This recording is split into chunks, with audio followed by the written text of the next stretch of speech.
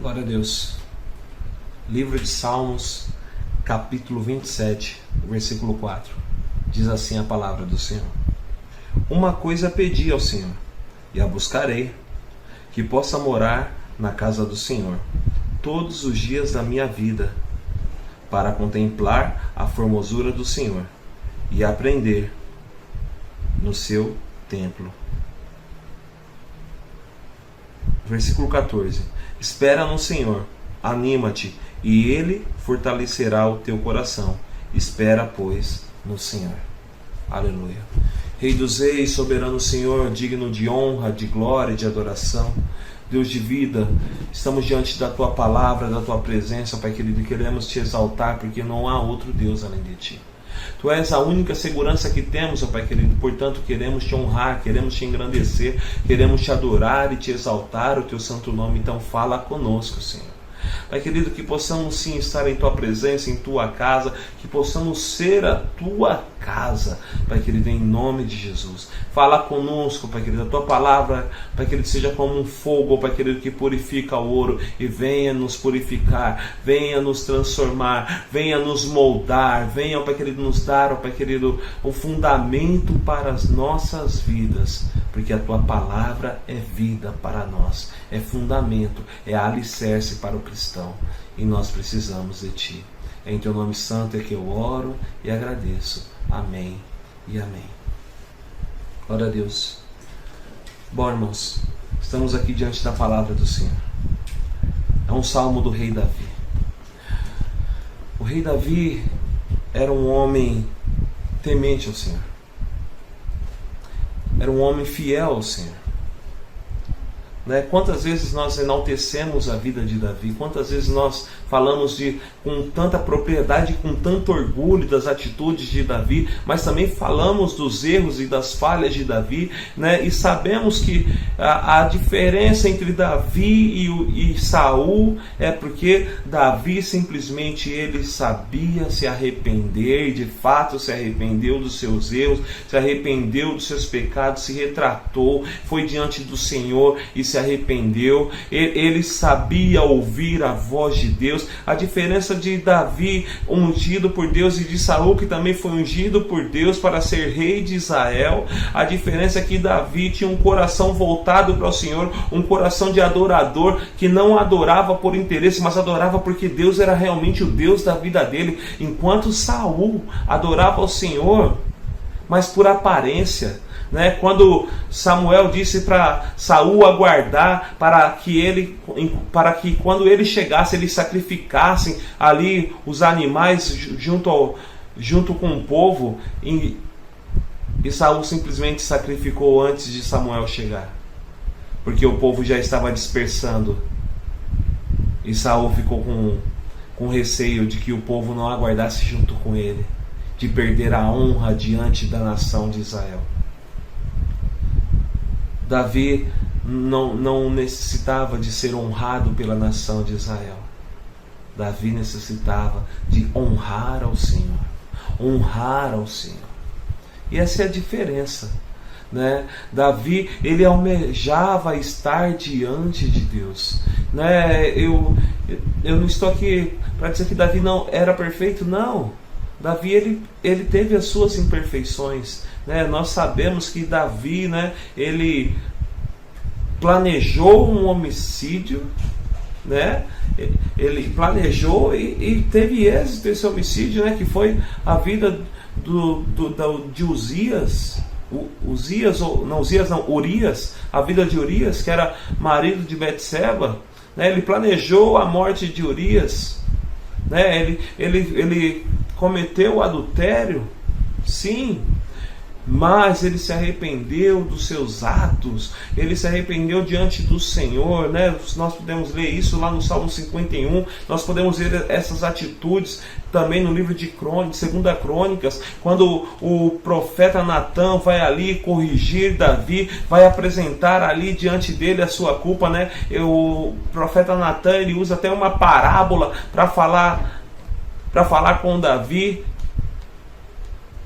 e depois ele faz entender que a pessoa que cometeu tal crime naquela parábola era o próprio Davi.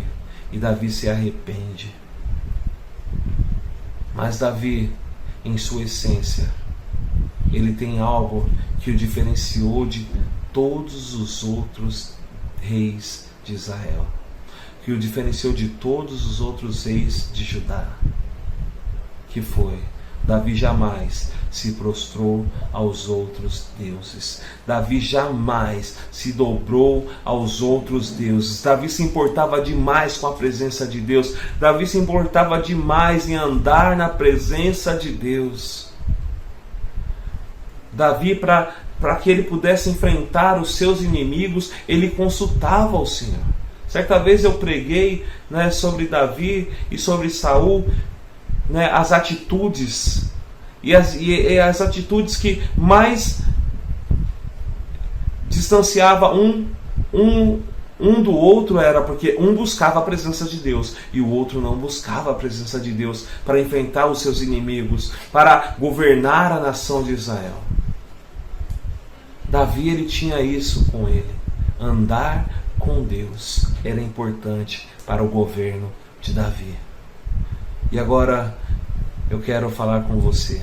O que é importante para que você tenha uma vida governada por Deus? Andar com Ele.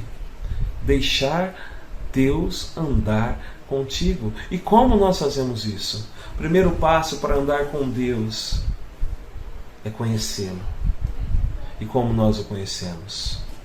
Só existe uma forma: Ele ser apresentado a nós. O primeiro passo é Deus ser apresentado a nós.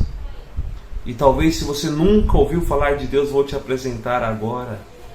Mas se você já ouviu, porque alguém te apresentou a Jesus, o Senhor da sua vida, como já apresentou a mim o Senhor Jesus, e eu e você podemos andar com Ele.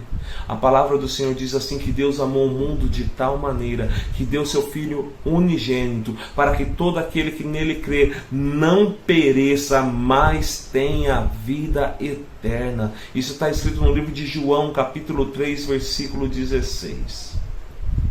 Deus amou o mundo de tal maneira que deu seu Filho unigênito, para que todo aquele que nele crê não morra, mas tenha vida eterna. Deus nos amou, que enviou seu Filho Jesus. Jesus nos amou tanto que Ele não levou em consideração as nossas falhas, os nossos erros, os nossos pecados, para se entregar naquela cruz. E isso nós podemos ver lá no livro de Romanos, capítulo 8, capítulo 5, versículo 8.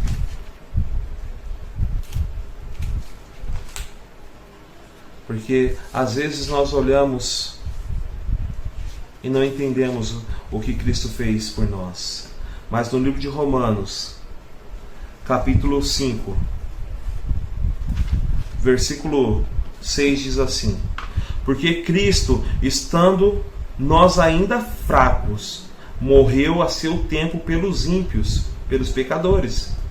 Porque apenas alguém morrerá por um justo. Pois poderá ser que pelo bom alguém ouse morrer. Mas Deus prova o seu amor para conosco, em que Cristo morreu por nós, sendo nós ainda pecadores. O que a Bíblia está dizendo aqui? Olha, talvez para uma pessoa muito boa, uma pessoa muito piedosa, talvez alguém ouse morrer, talvez alguém tenha coragem de se colocar na frente de uma bala por alguém muito boa, para morrer em seu lugar. Mas Deus prova o seu amor para conosco, entregando Cristo Jesus. Pelo fato de que Cristo morreu por mim e por você, sendo eu e você pecadores, sendo que eu e você estávamos distantes de Deus e caminhávamos com uma vida em pecado. Precisamos conhecer ao Senhor, precisamos Para que possamos andar com Deus, precisamos conhecer ao Senhor. E é necessário que alguém te fale desse Senhor. É necessário que alguém te fale de Cristo. E se alguém te falou de Cristo e você já ouviu de Cristo, é necessário que você comece a falar de Cristo. A igreja não foi criada para que só você seja salvo. A igreja foi criada para que mais e mais pessoas pudessem se achegar a ela. Imagine você, meu irmão, se a igreja fosse feita somente para os 12, ou somente para os 70, ou somente para aqueles 3.000 de quando Pedro pregou. Nós não teremos alcançado a graça, nós não teremos alcançado o favor de Deus, nós não teremos conhecido a Cristo, mas não, a igreja de Cristo, ela continua avançando através dos séculos. Já chegou agora no século em que vivemos, estamos no ano 2021 e a igreja continua se propagando, mas para que isso aconteça dia após dia, é necessário que eu e você possamos tornar a igreja conhecida. É necessário que eu e você anunciemos a Cristo, para que mais pessoas possam conhecer a Cristo, para que mais pessoas possam dizer, como disse o salmista: uma coisa peço ao Senhor e a buscarei, que eu possa habitar na tua presença todos os dias da minha vida. O que Deus mais deseja é ouvir as pessoas dizendo que quer viver na presença dEle, mas como as pessoas irão dizer isso se não há quem pregue? E como irão pregar se ninguém deseja ir, diz Paulo?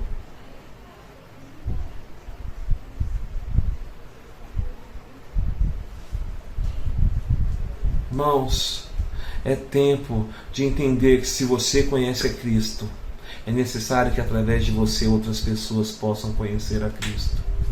É necessário que você entenda que a igreja, ela não é para estacionar na sua vida. A igreja é para começar a fluir e crescer através da sua vida. O apóstolo Paulo, depois que conheceu a Cristo, ele não simplesmente ficou estagnado e falou: agora é só igreja. Não, ele começou a gerar outras pessoas, outras igrejas, começou a gerar outras igrejas. Pedro, quando ali depois que foi cheio do Espírito Santo, ele começou a gerar outras igrejas. Foram mais de 3.000 almas que se converteram. Não estou falando aqui que você vai sair pregando e mais de 3.000 pessoas irão se converter, não. Estou falando que você irá pregar e Cristo Jesus irá executar a obra. E sabe, você não precisa saber quantos irão se converter. Você só precisa saber que a semente que você lança, a palavra de Deus que você lança, ela sempre irá produzir frutos. E a palavra do Senhor diz que ela irá produzir 30, 60 e 100 por um. E talvez, tem vezes que você vai ter que sair como um bom semeador, né? E vai ter que sair a semear e talvez sim, vai cair. Vai cair na terra, aqui, no terreno rochoso, vai cair onde tem espinhos. Ah, sim, vai cair nesses lugares. Vai cair à beira do caminho, onde vai vir as aves e vão comer dessa semente. Mas olha, preste atenção.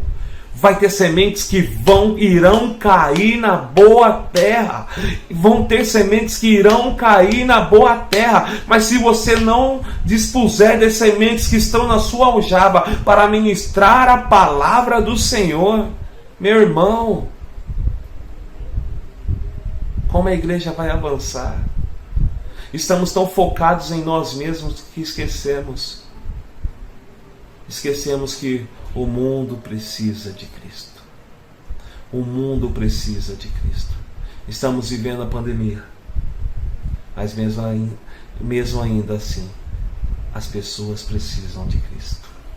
As pessoas precisam conhecer o Deus que liberta da prisão, que é a depressão.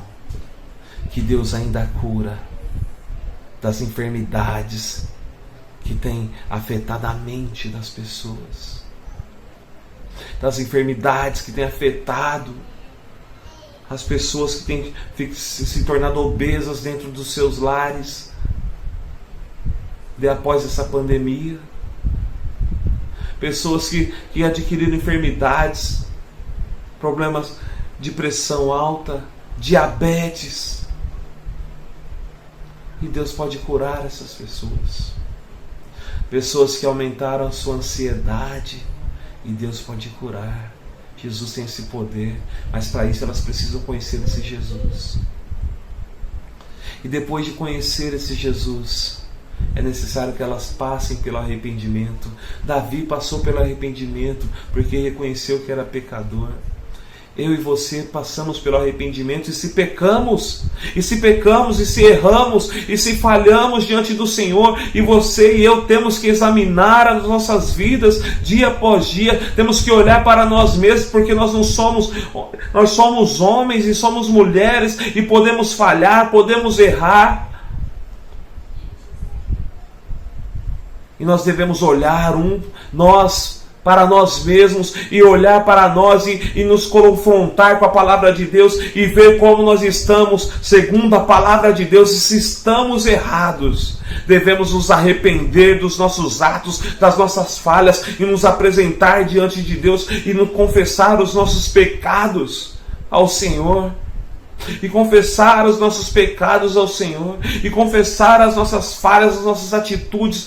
Quantos atos falhos que nós podemos ter, e dizer: Senhor, eu pequei nisso, me ajuda, Senhor, a vencer essa fraqueza que eu tenho, aonde eu tenho errado, e desviar do pecado. Aonde era a sua falha, aonde você tem a maior debilidade, você comece a desviar, a fugir da aparência do mal. Porque não adianta apenas falar que se arrepende e continua passando pelo mesmo lugar aonde te faz pecar, aonde te faz cair. Se olharmos para a Bíblia e olharmos Sansão, ele era nazireu e tinha algumas coisas que ele não podia fazer. Sansão, ele não podia tomar bebida, não podia tomar bebida do suco da uva. Não podia tomar vinho. E ele andava no meio da vinha. Sansão, ele não podia tocar em cadáveres. E daí um dia, eles estavam andando no meio da vinha. Ele tinha matado um leão. E ali onde estava aquele leão, as abelhas produziram mel naquele cadáver. E foi tão atrativo para ele, foi tão atrativo caminhar onde ele não podia, e ver aquilo que ele não podia tocar, e ter algo que ele queria tanto, que era aquele mel que era tão aprazível, que ele foi lá e tocou no cadáver para comer aquele mel. Quem em sã consciência comeria algo em um cadáver? Mas por causa do pecado que cega os nossos olhos, por causa do pecado, o prazer do pecado parece ser tão bom que você esquece de qualquer outra coisa, e ele nos distancia tanto de Deus. Então, se algo te faz pecar, confessa ao Senhor, se arrependa, mas desvia do caminho. Se te faz pecar, desvia do caminho. Meu irmão, se algo te faz pecar, se afasta. Apresenta ao Senhor e se afasta. Também a palavra do Senhor diz: confessai as vossas culpas uns aos outros, para que sejais sarados, para que sejais curados. Confesse as suas culpas, os seus erros, suas falhas. Seja transformado pelo Senhor. É libertador ser transformado pelo Senhor. Conhecer ao Senhor, confessar os pecados, se arrepender, é libertador e transformador, porque assim nós conhecemos ao Senhor. Outro passo importante de quem quer viver na presença de Deus, como Davi viveu, ele constrói altares.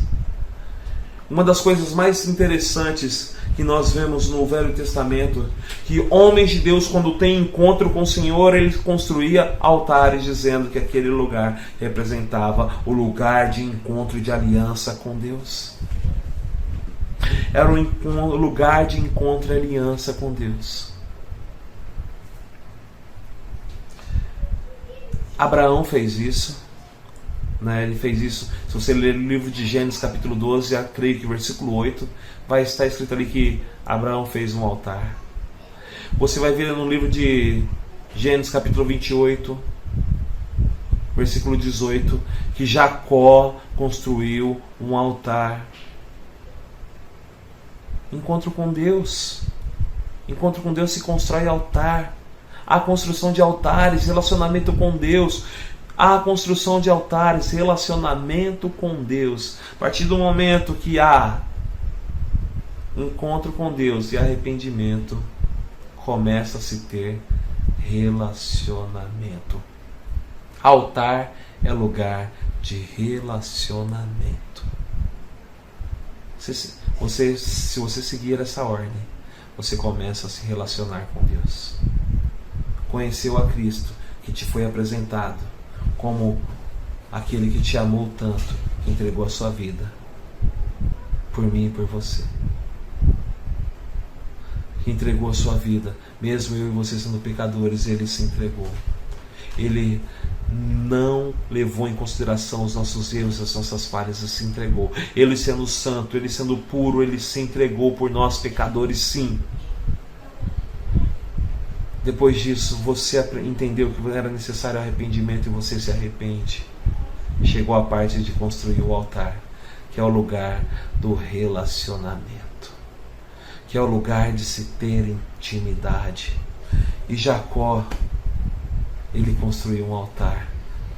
Abraão construiu o altar. Josué, ali quando passou o Rio Jordão junto com o povo de Israel, eles ergueram um altar com as 12 tribos. Ali Deus falando: olha, estou com vocês.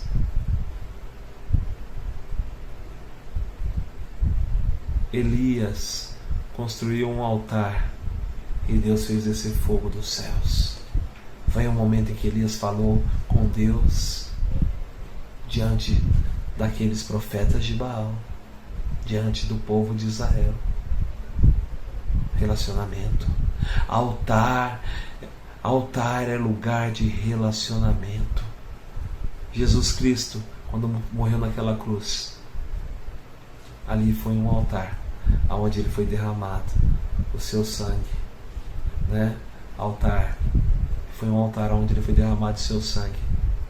E ali naquele momento, eu e você passamos a poder ter a oportunidade de ter um relacionamento com Deus Todo-Poderoso. Ali naquele momento, quando o sangue de Jesus foi derramado, o sangue de Jesus nos purifica de todo pecado. E a palavra do Senhor Deus diz: segui a paz e a santidade, sem a qual ninguém verá a Deus.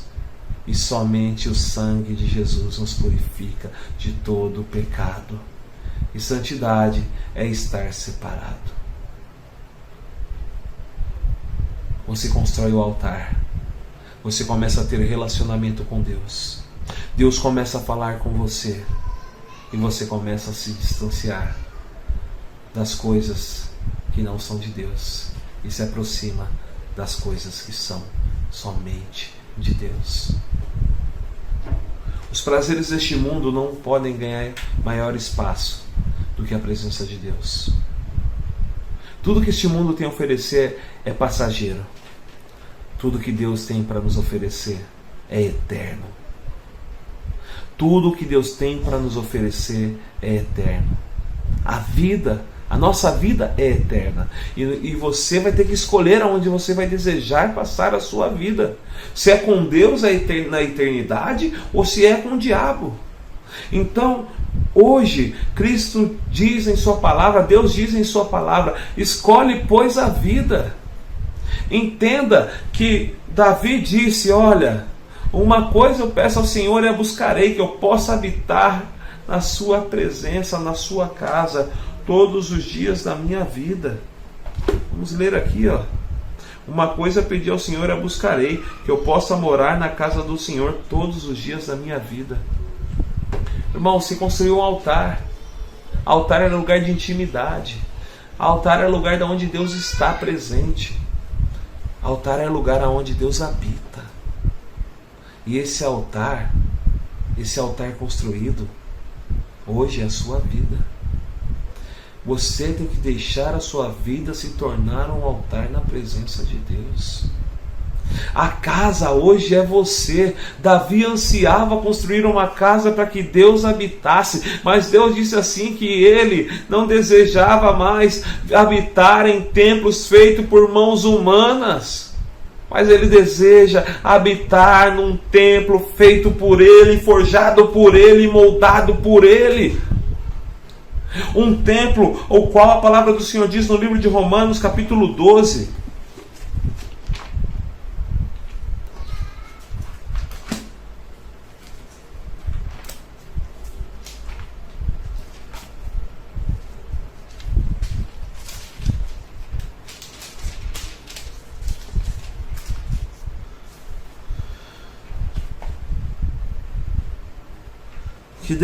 que deve se apresentar assim, rogo-vos, pois, irmãos, pela compaixão de Deus, que apresentei-vos o vosso corpo em sacrifício vivo, santo e agradável a Deus, que é o vosso culto racional, e não vos conformeis com este mundo, mas transformai-vos pela renovação do vosso entendimento, para que experimenteis qual seja a boa, agradável e a perfeita vontade de Deus.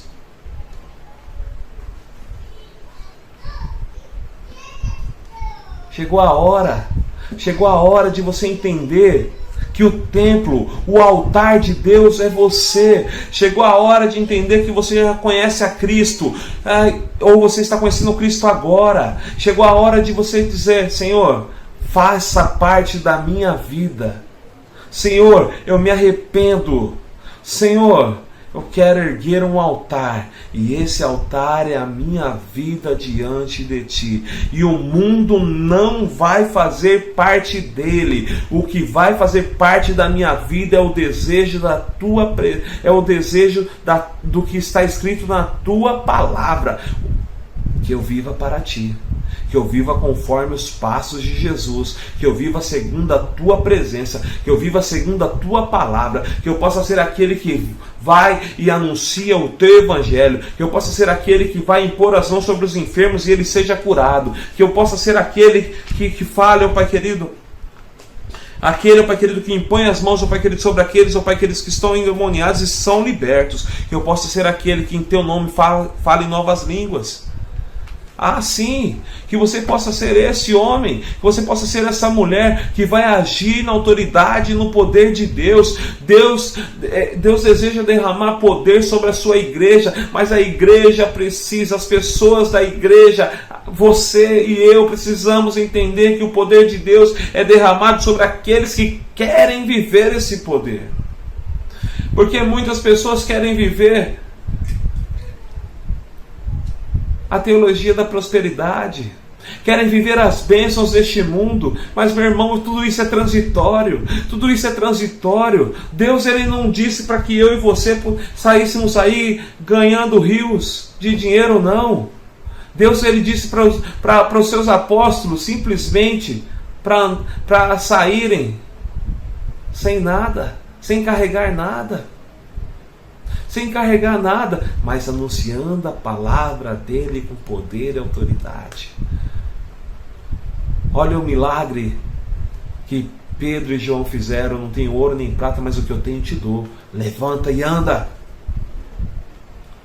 Olha o milagre. O Tico caiu da janela, vão lá, eu creio que o apóstolo Paulo ora, aquele homem volta à vida.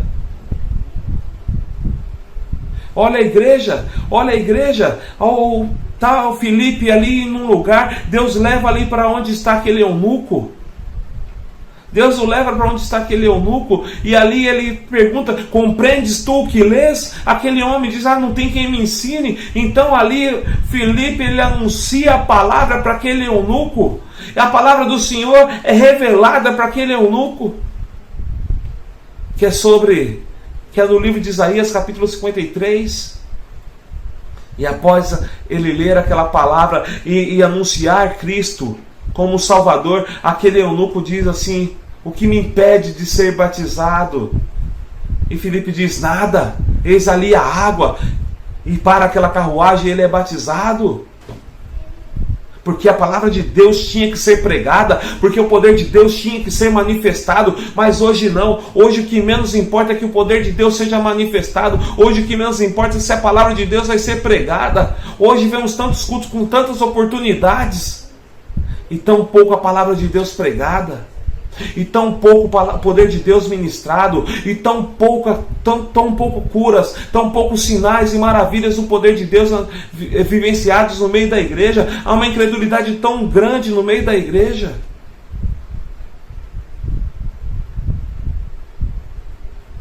E não deveria ser assim. Quando é para se orar para bênçãos materiais, a igreja lota. Mas quando é para orar, para buscar a presença de Deus, as igrejas ficam vazias. Quando é para orar, para buscar ao Senhor, até que a presença dele encha toda a casa, até que a presença de Deus encha a sua vida por completo, a igreja fica vazia. Onde estão aqueles que estão clamando como Davi? Uma coisa peço ao Senhor e a buscarei, que eu possa habitar na casa do Senhor. Onde estão aqueles como Davi, que estão dizendo: Senhor, uma coisa eu te peço e a buscarei, que eu possa ser a tua casa, que eu possa ser a tua habitação, que eu possa ser aquele que vai levantar as mãos e dizer: vem, Senhor, enche-me com teu Espírito, faz em mim a tua obra, leva-me, Pai querido, a anunciar a tua obra. Leva-me, Senhor, para impor as mãos sobre os enfermos. Pai querido, leva-me para libertar os cativos. Leva-me, Senhor, para abraçar aquele que necessita do abraço. Leva-me, Pai querido, para dar de vestir para aquele que está com frio. Leva-me para dar alimento para aquele que está com fome. Leva-me para suprir a necessidade do meu irmão. Não, esses estão longe. É necessário entendermos que precisamos conhecer Cristo. Precisamos conhecer Jesus. E Jesus, o Deus misericordioso, o Deus amoroso, entregou a sua vida para que nós pudéssemos transmiti-la. E nós só vamos transmitir essa vida quando andarmos como Ele e desejar a presença dEle, como Davi desejou. Este é o momento que você deve desejar a presença de Deus. Que você possa dizer, como o salmista Davi disse: mas diga: Senhor, uma coisa eu peço ao Senhor e a buscarei, que eu possa ser a tua casa, a tua habitação todos os dias da minha vida, e que eu possa agir como igreja viva no meio da minha geração. A igreja viva tem que se manifestar. Os cativos têm que serem livres, têm que ser libertos. Os cativos têm que ser libertos. Aqueles que estão cativos têm que ser libertos. Aqueles que estão sendo oprimidos têm que ouvir a palavra que liberta. Aqueles que estão enfermos têm que receber a palavra que cura. Aqueles que estão sem esperança têm que ouvir a palavra de esperança. Aqueles que estão em profunda amargura têm que ouvir a palavra de alegria, de júbilo. E para que isso aconteça, você e eu, que um dia ouvimos falar de Cristo, e você que ouviu falar de Cristo hoje, tem que decidir avançar como igreja verdadeira e anunciar este reino, e anunciar este Senhor, e declarar: uma coisa eu peço ao Senhor e a buscarei, que eu possa ser a tua casa, que eu possa viver em tua casa todos os dias da minha vida. Aleluia. Deus Todo-Poderoso, Rei dos Reis, Deus bendito, engrandecemos o teu nome e exaltamos a tua presença, Senhor. Pai, a todos que estão ouvindo essa palavra e desejam ser a tua casa, ser a tua habitação, que desejam levantar as suas mãos e impor, ó Pai querido, sobre o enfermo para que eles sejam curados. Pai querido, e esses sinais só acontecerão aos que crerem. Esses sinais só acontecerão aos que crerem, Pai querido. Pai querido, que esta palavra seja liberada conforme está escrito no livro de Marcos, ó Pai querido. Que esta palavra seja liberada conforme está escrito no livro de Marcos. E esses sinais seguirão aos que crerem. Em meu nome imporão as mãos sobre os enfermos e eles serão curados. Imporão as mãos sobre os enfermos e eles serão curados. Deus Todo-Poderoso, que a tua igreja possa entender essa palavra. Pai querido, que a tua igreja possa entender que ao impor as mãos sobre aquele que está endemoniado, ela será liberta. Pai querido, ao anunciar a tua palavra, aquela pessoa terá sua vida transformada pelo poder de Jesus. Deus Todo-Poderoso, que a sua igreja possa entender, ó Pai querido, que ao anunciar o teu reino, o seu reino estará próximo. Deus Todo-Poderoso, que em nós, ó Pai querido, haja, ó Pai querido, sabedoria, em nome do Senhor Jesus. Que teu Espírito nos capacite, nos ensine, nos inspire para anunciar o teu reino. Que em nós, ó Pai querido, haja sempre um coração, ó Pai querido, cheio de amor, para abraçar os perdidos, ó Pai querido, para amá-los, ó Pai querido, para demonstrar, ó Pai querido, a tua presença. Que possamos, ó Pai querido, ter, Pai querido, a simplicidade e o entendimento, Pai querido, de quando olharmos aquele que está necessitado, transbordar do teu amor, para que eles possam serem cheios. Em nome do Senhor Jesus. Deus Todo-Poderoso, usa-nos, ó Pai querido, através da sua palavra. Que possamos, ó Pai querido, ter um entendimento, ó Pai querido, através dela. Que possamos, ó Pai querido, guardá-la em nossos corações. E quando sair essa palavra dos nossos corações, possa gerar vida. Que possamos ter boas sementes, ó Pai querido, em nossas aljavas. E que quando saímos a semear, ó Pai querido, possamos ver, ó Pai querido, o fruto dela, a 30, 60, a 100 por 1. Em nome do Senhor Jesus é que eu oro, Pai querido. Determina a tua bênção sobre o teu povo, sobre os teus filhos, ó Pai querido, em nome de Jesus, que possam, ó Pai querido, serem cheios, ó Pai querido, do poder do Senhor, do teu Santo Espírito, porque não há um Deus, ó Pai querido, como o Senhor, não há libertador como o Senhor, não há rei como o Senhor. Tu és o nosso Senhor e Salvador. Deus, então pedimos, Deus, usa-nos para ser a igreja, ó Pai querido, que anuncia o teu reino, para ser a igreja, ó Pai querido, que proclama o teu poder, para ser a igreja, ó Pai querido, que vai em teu nome, Pai querido, porque sabemos que o Senhor é o Deus que vai à nossa frente, e agindo Deus, quem impedirá? Tu és nosso Senhor, em teu nome que eu oro e agradeço. Amém e amém.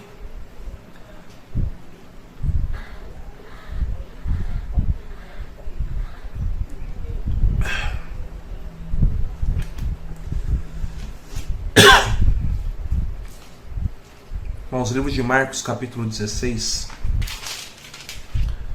Só para encerrar a pregação, versículo 17 diz: E estes sinais seguirão aos que crerem.